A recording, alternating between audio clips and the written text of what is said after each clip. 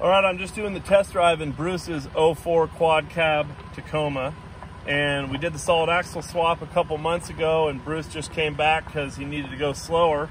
So as you can see, we got the Atlas 4-speed installed in this one, and it's an automatic 3/4. Here's the crawl box, and here's the front and rear axle sticks. So we're in low right now, so let me get out and I'll show you what that does.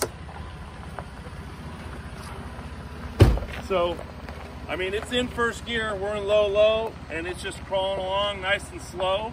And this is what you're gonna want if you're going on the Rubicon Fordyce, that type of scenario. You can still have the high four-wheel drive as well, but this gets you really slow. So Bruce has our solid axle kit in here.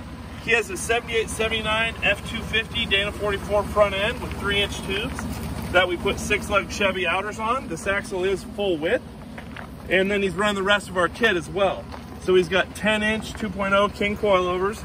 Here you can see our frame plates, steering box mount, track bar bracket, our radius arms, and we're running the factory Tacoma front drive shaft still. And then our cross members still fit the Atlas 4-speed. We were wondering if it was gonna work out, and we didn't have to cut it up or anything, fit in there perfect. In the rear of this truck, we got the Chevy 63-inch spring swap, and he's still running his factory Toyota rear diff. And it has 488 gears as well in the factory E-locker.